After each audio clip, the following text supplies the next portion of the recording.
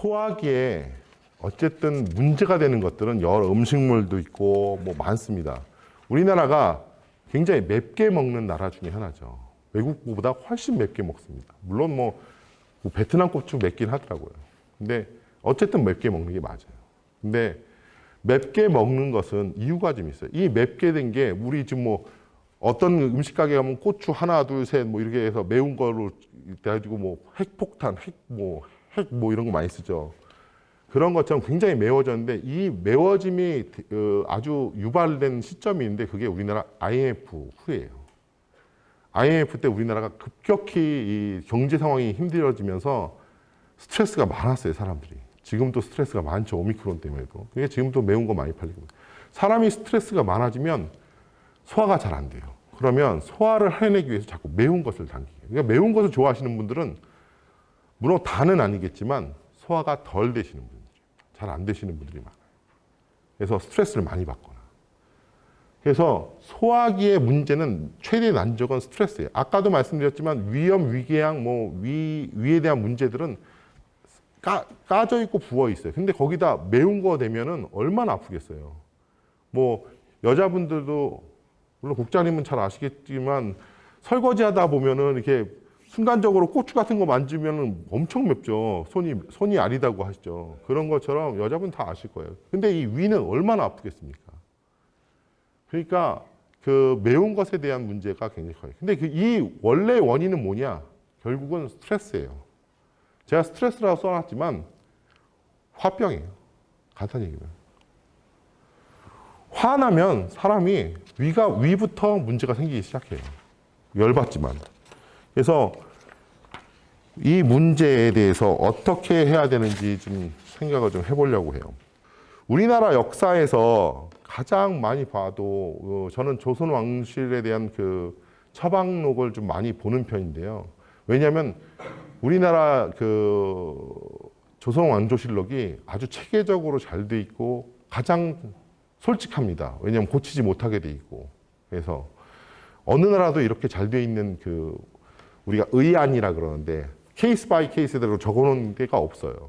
옛날 거를. 근데 조선 왕조실록에는 어떤 왕이 어떤 약을 먹었다, 어떤 몇 시에 먹었다 이런 게 다 적혀 있습니다. 또 변 색깔은 어땠때까지 아주 자세하게 적혀 있는데 제일 많은 처방이 조선 왕조실록에서도 보면 제일 많은 처방이 왕들이 먹었던 게 소화제예요. 일단은 뭐 다 소화와 관련된 것들이 제일 많이 드셨어요. 그 중에서 조선 마지막 황제이신 왕인 순조 황제, 고종 황제 이후로는 다 황제로 돼 있기 때문에 저는 순조 황제라고 붙였습니다. 순조 황제 때 얼마나 스트레스가 많으셨을까요? 그분은. 뭐 자기 마음대로 되는 건 없고 세상에 자기를 다 이용해 먹으려는 사람밖에 없을 거고 뭐 힘도 없을 거고 얼마나 답답했을까 하는 그 세대에 보면은 이 순조 황제는 거의 처방을 받고 약 드신 게 다 소화제예요, 거의. 근데 그 중에서 제일 많이 드신 게 군자탕이란 약과 양이탕이란 약입니다. 근데 이 군자탕과 양이탕이란 약을 소개해드린 이유는 아까 말씀드린 저것 때문이에요. 스트레스. 그 군자탕은 일단 오랫동안 스트레스를 받아서 입맛이 하나도 없을 때 주로 많이 쓰는 약 중에 하나예요. 우리 막 화나고 뭐 부부싸움하고 화나고 뭐 하고 하면 입맛 뚝 떨어지죠, 진짜. 근데 그게 오래가. 그러면 사람이 계속 말라가고 내가 왜 이러지? 입맛도 없고 이렇게 돼요. 그때 많이 쓰는 것이 보통 군자탕 많이 씁니다. 또 하나는 양위탕이라는 약도 씁니다. 양위탕은 이제 조금 다른데요. 좀 지났어. 이제 그 소화가 안 되는 게 지나서 이 명치 끝이 굉장히 답답한 거예요. 이런 거 있죠. 우리 답답해가지고 죽겠는 거야. 그게 막 답답하고 이제 막 토할 것 같고. 근데 구토도 안 되고. 배변도 잘 안 되고. 이럴 때 우리 창만 그득하다 그러는데 가득 차 있을 때 주로 쓰는 약들이 양위탕이라는 약을 씁니다. 그래서 이 두 약을 순조 황제가 가장 많이 드셨던 약입니다. 또 하나는 전체 그 조선 왕실에서 가장 많이 쓴 약 중에 하나가 소화제로 천궁팔선고라는 약을 많이 썼습니다. 이 천궁팔성고는 청나라 황실에서 주로 많이 썼던 약입니다. 뭐 내용은 그렇다고 치고요. 이 안에 있는 약 내용을 좀 보겠습니다. 이 복령은 정말 참 좋은 약 중에 하나예요. 이 소나무 뿌리 주위에 있는 균체에서 나오는 약이고요. 아주 속을 보면 하얗습니다. 이 땅에서 캐실 때 굉장히 어려워요. 한 1m 깊이 안에 있기 때문에 쇠꼬챙이로 주변을 다 찍어서 그 손의 감각으로 찾아냅니다. 한 이 정도 감자보다 크죠. 한 고구마 큰 거 정도만 하고 어떤 뭐 어마어마하게 큰 것도 있지만 거의 안 나오고요. 그런 것을 이제 복령이라는 약을 쓰게 되고요. 연자육. 연자육은 연꽃, 연밥입니다. 우리 보통 연밥 해가지고 잘 드시죠. 또 우리 사찰 음식에서도 많이 쓰죠. 그래서 이 연밥은 음양의 기운을 굉장히 잘 조절해주는, 그래서 스트레스를 가라앉혀주는 효과를 가져요. 저는 정확히 모르겠지만 우리 그 절의 승려분들은 스트레스 엄청 많으실 거예요, 아마. 뭐 세상 사람 다 와가지고 다 자기 아픈 거 얘기하고 다 자기 스트레스 받는 거 다 얘기하실 테니까. 연자육 정도에서 이제 그 설사, 이질 이런 거에 좋고, 마음을 가라앉히는 데도 상당히 좋고요. 뭐 연잎 차도 많이 드시죠. 네, 그것도 상당히 좋아요. 산약. 산약 참 전 어렸을 때부터 좋아하는 그 건데 이것도 마찬가지로 식약 공용에 들어 있습니다. 산약은 우리말 마입니다. 마. 뭐 우리는 옛날부터 마가 참 우리 가까이 있었고 뭐 삼국시대에 서동요도 있죠. 서동요에서도 뭐 백제 서동과 그 신라의 누구야 그 선화공주 얘기도 드라마도 있죠. 이런 것처럼 얼마나 좋았으면 산에 나는 약이라고 이름을 지어놨겠어요. 그래서 마는 우리 몸 소화기에 상당히 중요합니다. 특히 콩팥의 기운, 우리 콩팥의 기운과 신장 기능하고는 좀 틀립니다. 한의학적 콩팥의 기운, 신의 기운을 좀 강하게 하고 허약 체질, 위와 장을 튼튼히 하고 설사 이질도 멎게 해요. 또 남자분들 이거 되게 중요하죠. 정력에도 좋습니다. 또 정액 생산량을 늘려요. 그러니까 정력에 좋다면 다 좋은 것 같은데 정력에는 여러 가지가 또 있어요. 정액 생산량을 늘리는 것이 있고 또 발기가 잘 되게 하는 것도 있고 다 틀려요. 그러니까 지금 나이가 들어서 그 보통 결혼들을 하셔서 보통 그 난임 클리닉 가시면 남자 정자 활성도가 좋지 않아요. 운동력이 떨어져요. 뭐 이렇게 말씀하시고 정자 모양이 이상해요. 뭐 이렇게 드시는 분들도 마 많이 드시는 것이 상당히 좋습니다. 그 다음에 그 아까 천풍팔성고에 들어가는 약을 계속 설명해 드리고 있는데요. 의인이라는 약이 있습니다. 의인은 이것도 식약 공용품입니다. 율무입니다. 율무가 상당히 좋은 약입니다. 또 여자분들 다이어트에 상당히 좋습니다. 우리가 부으면 살루가 이렇게 말씀하시죠. 거기에 딱인 약입니다. 많이 부어서 자꾸 살이 되는데 그런 분들한테는 정말 좋은 약이 의인입니다. 율무고요. 율무는 조습하는 기능을 가지고 있어요. 습기를 빨아먹어 버리는 기능을 가지고 있어요. 원래 좀 말놓고 물을 잘 빨아들일 것 같이 생겼지 않습니까? 가루로 내면은. 그래서 그 우리가 부었을 때도 잘 쓸 수 있는 약 중에 하나고 비위를 건실하게 하고 소변을 잘 나가게 하는, 즉 부종을 빼겠다는 거죠. 그다음에 설사할 때 좋습니다. 다만 아까 말씀드린 대로 변비가 있으시면 별로 좋진 않아요, 솔직히. 그다음에 그 몸이 비만해서 찌뿌둥하는데 그럴 때도 상당히 좋은 약에 들어갑니다. 뭐 인삼은 하나하나만한 약이긴 하지만 굉장히 중요한 약입니다. 우리나라 예전에 수출 품목 1호였었던 약이고 조선시대 대중교역에서 가장 많이 차지한 것 중에 하나가 인삼입니다. 중국 인삼이 있는데요. 중국에도 인삼이 납니다. 중국 인삼은 우리나라랑 다릅니다. 같은 씨앗을 뿌려도 다르게 납니다.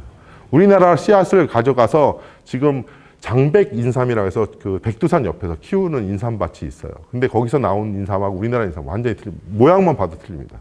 또 우리나라 씨앗을 가져가서 미국 LA에서 키우고 있습니다.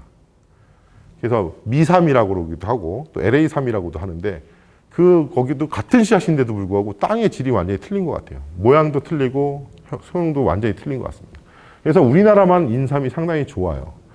인삼은 여러 가지 그 속설도 있고 어떻게 구별해야 되는지도 잘 모르시는 분이 많습니다. 우리나라에서 주로 그 제일 중요시한 것이 인삼이었기도 한데요. 원래 이제 면역근이라고 하죠. 면역근이 상당히 중요해요. 인삼은 굉장히 강한 보기약입니다. 근데 식물 자체로는 굉장히 약해요. 햇빛을 몇 시간만 봐도 녹아버립니다. 그래서 인삼밭은 다 검게 비닐을 다 쳐놨죠. 또 물이 조금만 많아도 다 또 녹아버립니다. 인삼 키우기 되게 어렵습니다. 또 인삼을 키울 때는 보통 한 곳에서 계속 키우지 못해요. 돌려가면서 키웁니다. 그만큼 지력을 어마어마하게 빨아먹어서 예전에 비료가 많이 발달하지 않을 때는 인삼을 키우는 데가 한정돼 있었어요. 그래서 우리나라에 주로 나오는 것이 강화인삼, 뭐 풍기 이런 데서 나왔는데 다른 곳은 6년근이 나오질 않았었어요. 강화에서만 나왔었어요. 그 이유는 강화는 조선시대 간척 사업이 된 땅입니다. 즉 미네랄이 굉장히 풍부해요. 그래서 거기서만 그 지력을 이용해서 6년근을 키울 수 있었어요. 근데 지금은 그렇지 않죠. 대부분 뭐 요새는 뭐 그 지역만이 아니라 그 뭐 강원도에도 많고 뭐 많이 키우고 있습니다. 아무튼 인삼 자체가 뭐 보기의 대표적인 약물이고 뭐 여러 가지 뭐 그 약한 기운에 쓰는 것은 맞습니다. 그래서 어마어마하게 많은 것 중에서 소화기 질환, 그 다음에 그 소화기 질환에 대해서 다룰 수 있는 약들에 대해서 또 집에서 좀 드실 수 있는 약들에 대해서 좀 간략하게나마 좀 소개해 드렸고요. 이제 봄철 소화기를 어떻게 관리할 것인가에 대해서 좀 말씀을 잠깐 드려보려고 합니다. 자, 봄철 소화기는 이제 환절기인데요. 봄은 이 여름과 겨울이 공존하는 계절이라고 저는 생각합니다. 오늘도 10도 이상 차이 나죠. 이 10도의 차이는 사람이 견디기 굉장히 어려운 그 온도 차이예요. 즉 추울 때는 혈관이 좁아졌다가 더울 때는 혈관이 또 이완합니다. 수축 이완이 빨라요. 이럴 때 문제가 되는 질환이 중풍입니다. 사실.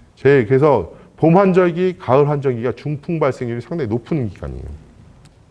혈관 수축이 많이 될 때는 결론적으로 어떤 문제가 되냐면 소화력 저하가 먼저부터 일어나요. 또 피로가 엄청나게 많이 생기죠. 가뜩이나 이렇게 피로한 계절에 또 환경이 많이 바뀌는 거예요. 우리나라 같은 제도에서는 신학기가 되고요. 뭐 또 발령을 받아도 이때 막 발령을 주로 많이 받게 되고 바뀌는 것이 되게 많은 시간들이에요. 그러니까 또 스트레스가 되게 많아요. 이 신학기 중 아이들 스트레스 엄청나게 많아요. 그래서 소화장애가 굉장히 다발하는 기간이에요. 이것을 어떻게 좀 해야 되냐? 그럼 왜 소화기가 이렇게 좀 더 문제가 되느냐? 우리 몸이 혈액을 이용하는 방법이 있어요. 우리 몸에 혈액을 전기라고 따진다면 전기가 여름에는 에어컨에 많이 쓰겠죠. 네. 겨울에는 뭐 그 보일러에 좀 많이 더 쓰겠죠. 전기장판에 더 쓰든가. 이런 것처럼 어느 정도 이렇게 왔다 갔다 해요. 혈액을 쓰는 기관이. 근데 크게 세 개를 나눴는데요. 이건 맨 혈액을 많이 쓰는 데가 머리하고 우리 위하고 생식기입니다. 특히 여성분들은 이제 생리라는 그 과정을 통해서 손실을 또 오게 되죠. 그래서 생리가 있을 때 소화가 굉장히 안 좋으신 분들이 꽤 많아요. 즉, 이렇게 혈액량이 왔다 갔다 하면 요새는 그런 일들이 없지만 전압이 안 좋을 때 막 물이 깜빡깜빡하고 막 그랬었죠, 예전에는. 이거 잘 모르시는 분 여기 계시나요? 깜빡깜빡하고 그랬죠. 전압이 불량할 때 그렇게 되죠. 이렇게 봄철에 전압이 왔다 갔다 할 때, 즉 혈액량이 왔다 갔다 할 때는 소화가 잘 안 돼요. 그러면 소화가 잘 안 되면 위로 혈액량을 급격히 자꾸 늘려요, 몸에서는. 그러면 어딘가가 부족해지죠. 그게 머리입니다. 제일 먼저. 그래서 체하면 머리가 아파요.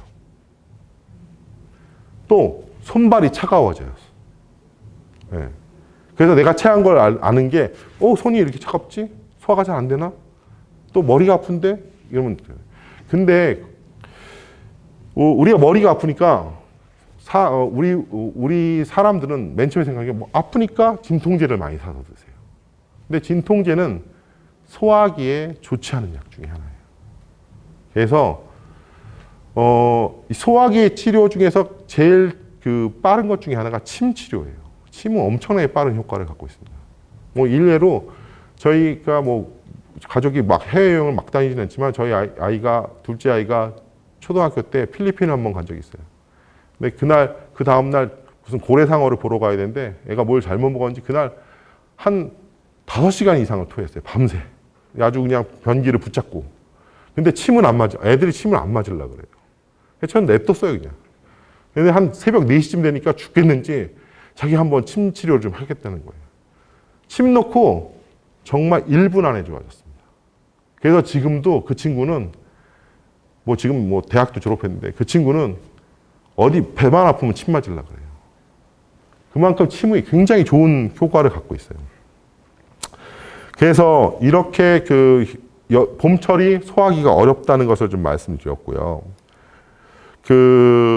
봄에 그럼 소화기를 어떻게 관리해야 될 것이냐? 그럼 이걸 어떻게 관리해야 될 것이냐? 제일 첫 번째는 혈액이라 했죠. 혈액에도 제일 중요한 게 물입니다. 결국 수분 섭취량을 늘리셔야 돼요. 적게 드셨던 분이나 어쨌든 많이 드셨던 분이나 이것도 차이가 있지만 물을 많이 드시는 게 중요해요. 두 번째, 봄나물, 채소를 많이 드셔야 돼요.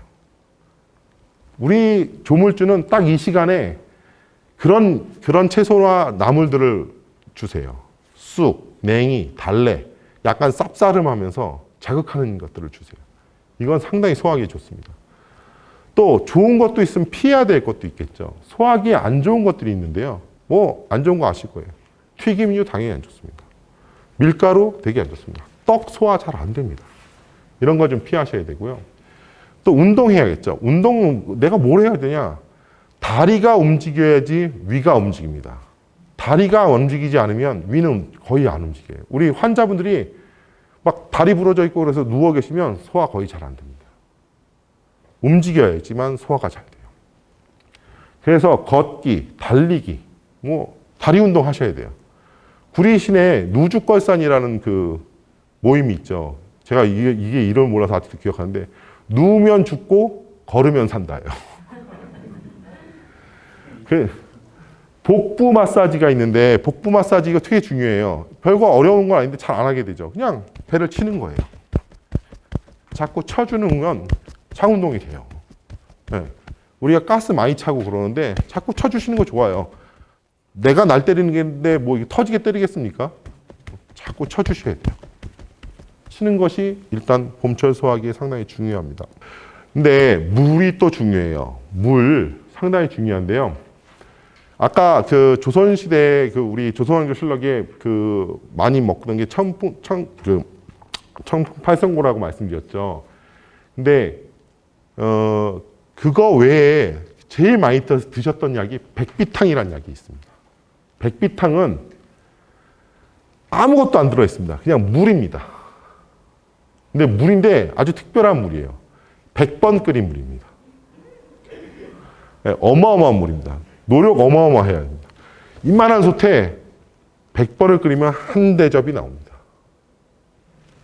그래서 99번을 끓여놓고 내의원에서 왕이 이제 뭔가 문제가 생기거나 하면은 한 번을 더 끓여서 마지막으로 한 대접 드리는 거예요.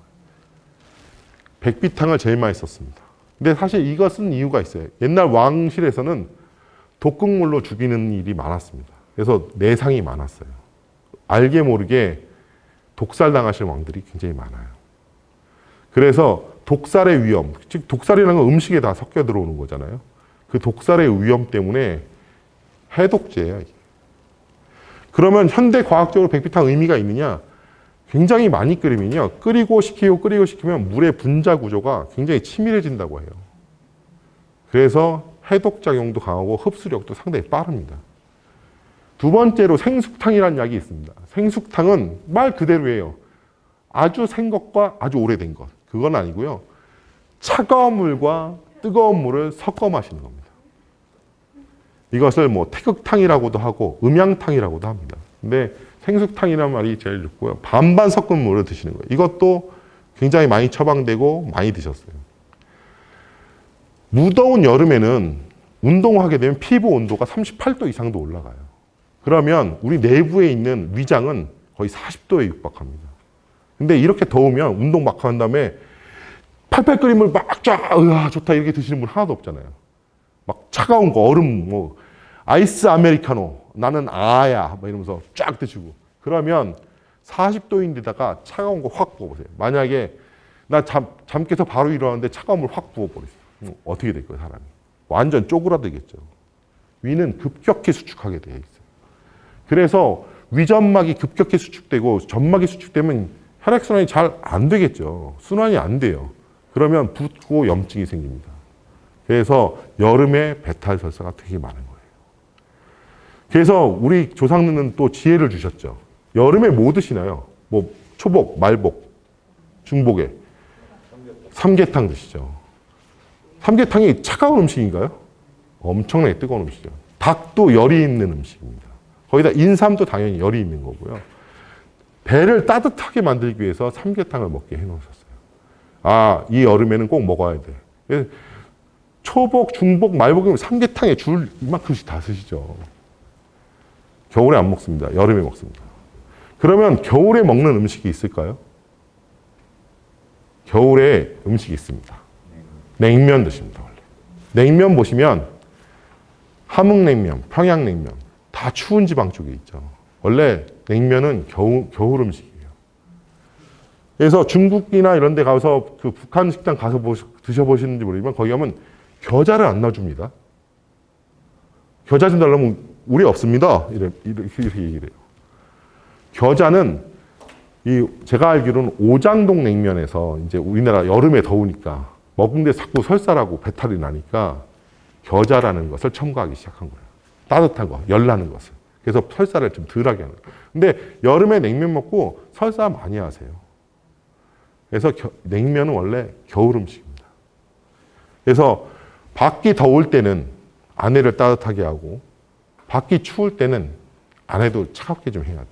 그게 옛날 어른들의 지혜였어요. 그게 소화기를 안정시키는 거예요. 그래서 이제 정리를 좀 하자면 결국에는 태어나는 순간서부터 죽는 순간까지 우리는 소화기를 뗄래야 뗄 수가 없어요.